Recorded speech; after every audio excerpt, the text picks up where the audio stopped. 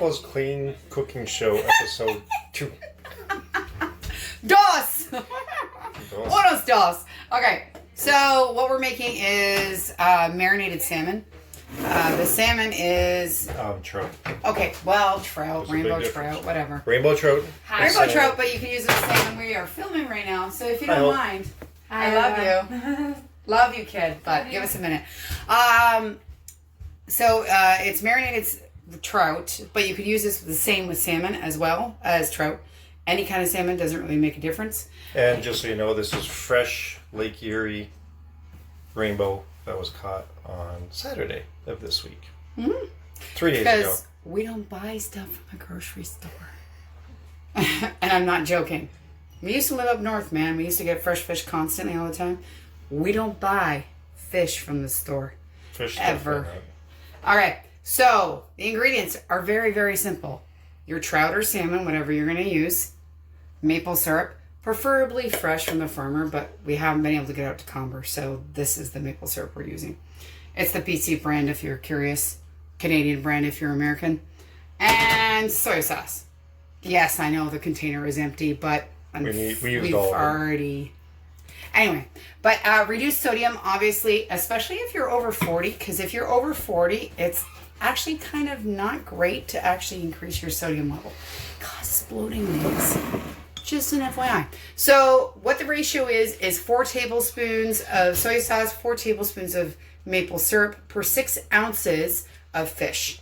So ours is roughly not 100% because we actually ran out of our soy sauce. So it's pretty close. Not perfect, but you know.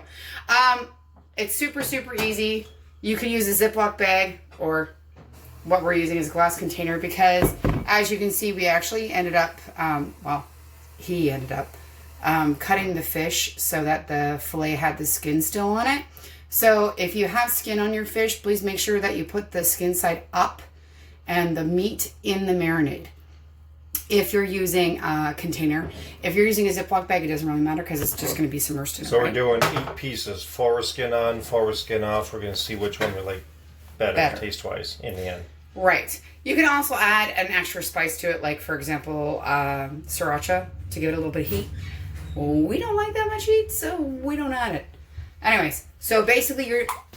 Oh, I almost broke. Okay. Yep. Composure. Composure. It's because my hand let go of it. Anyway, my hands don't work. Anyway, so we just mixed it together, the soy sauce and the maple syrup, and you just stir it and then just basically pour over top. Then, if you are in a container, because it is fish, you don't want it exposed to air. So, what you're going to do first, before we put that seal piece on, FYI, this is from Pampered Chef. Pampered Chef. It is a Pampered Chef item. It is amazing.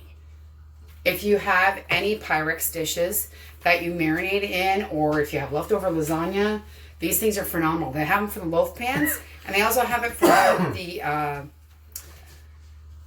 the smaller, is it the smaller? Yeah, the smaller rectangular one as well. But because it is fish, we are first going to put a layer of saran wrap.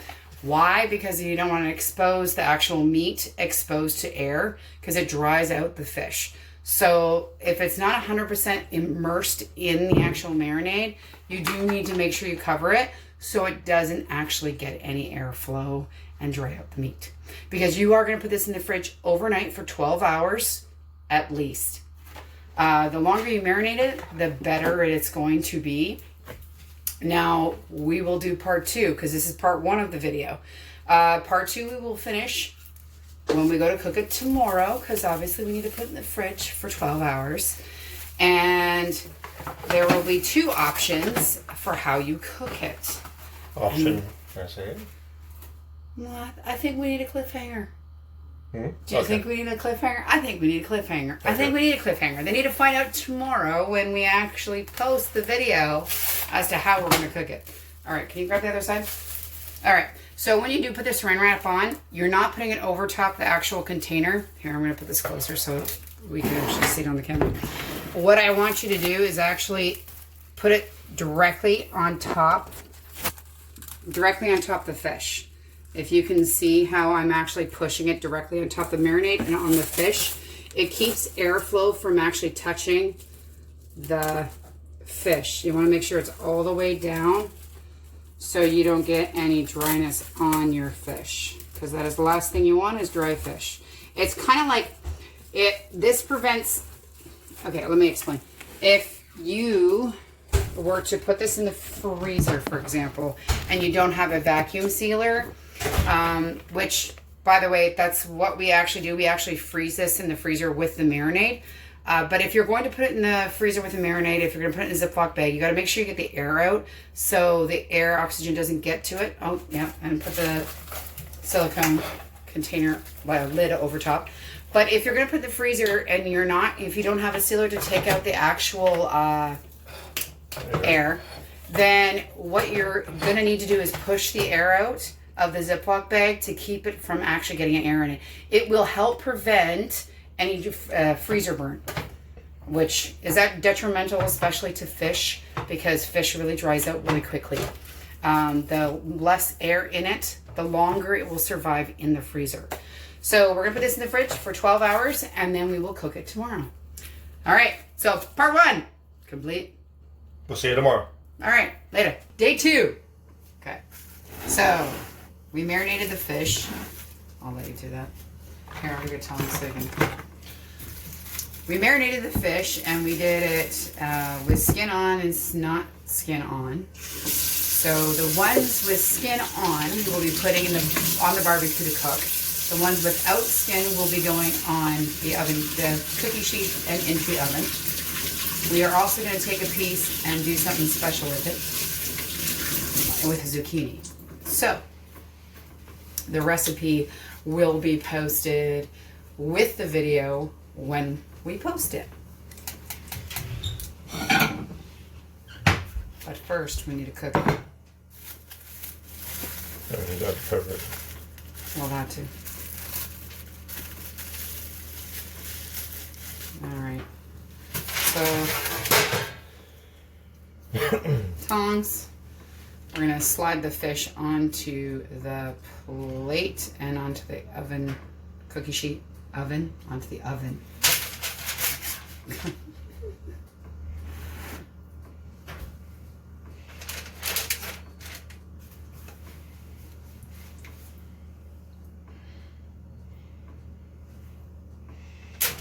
So we're cooking the salmon, or well, rainbow trout, right? Rainbow? Yeah.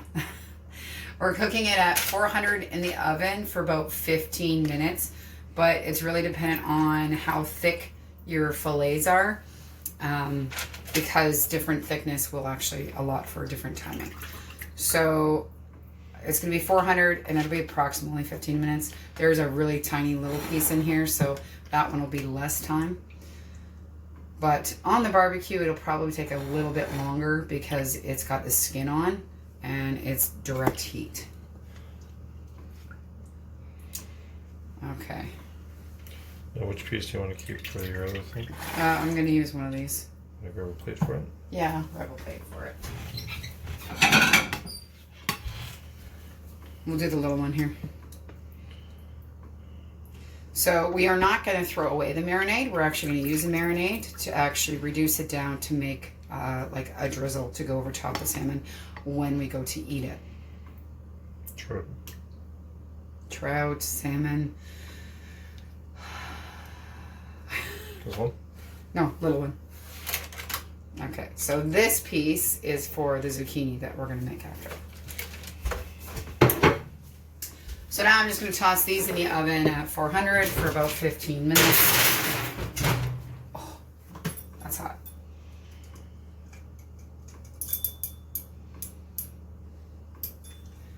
All right, and then we are going to take the, I'll let you do it. Take the leftover marinade and we're going to cook it down low heat till it basically thickens a little bit. Because it's made with maple syrup, it will thicken to an extent. So we're going to put on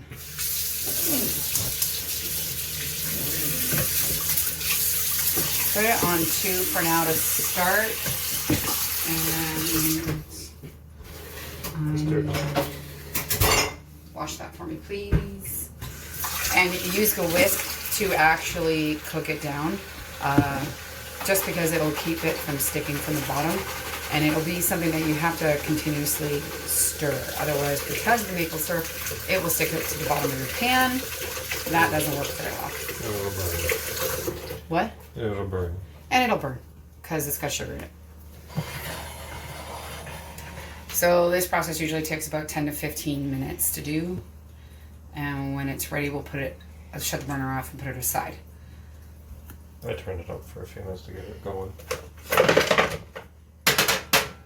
Okay. So, yeah.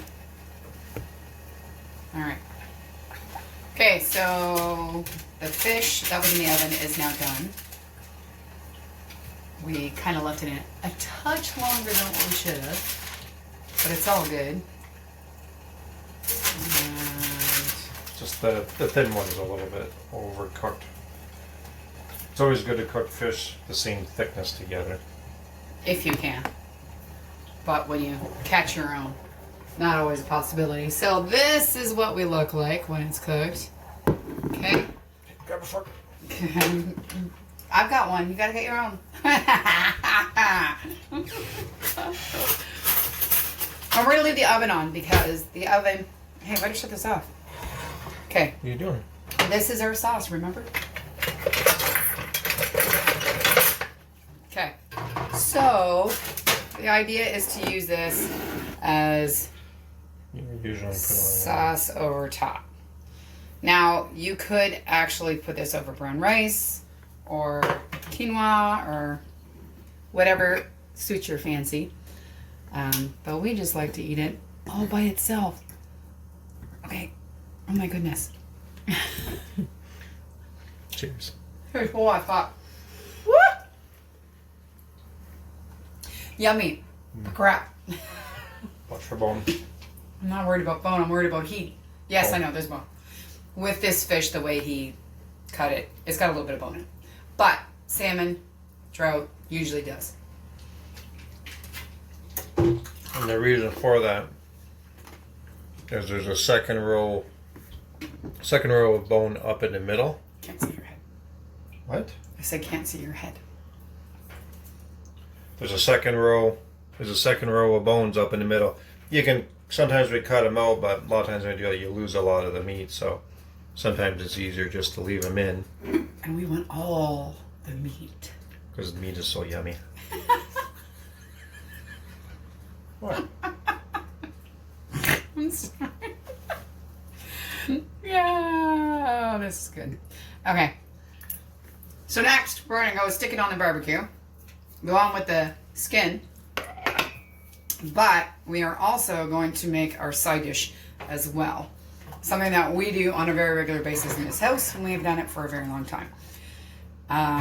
This sauce, I wouldn't use it with anything else but this fish because the fish was marinated in it. So it does give it a little bit of a fishy taste, a slight bit of fish smell to it.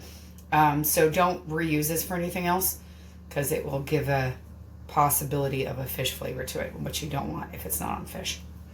All right. So now Brian's taking care of the barbecue, cleaning it, so we can go ahead and take the skinned salmon and put it out on the barbecue. All right. Okay. Oh yeah.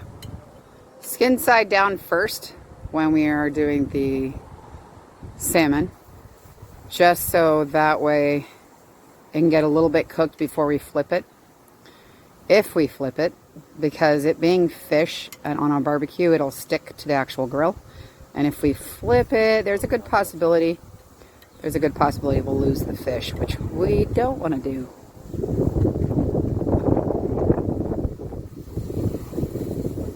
And it won't take long to cook the fish on the barbecue. What did you put it on, Brian? The temp on the barbecue. It's a small barbecue, it doesn't heat up like everyone. Okay, so salmon on the barbecue is done. That's what it looks like. It actually fell off of the skin on most of it. Back up. The skin, it came off the skin on most of it when I took it off the barbecue. And it tastes very yummy. Actually, I think it is better than it in the oven. It's a little bit drier. It is because it's on the barbecue, it's open flame, right?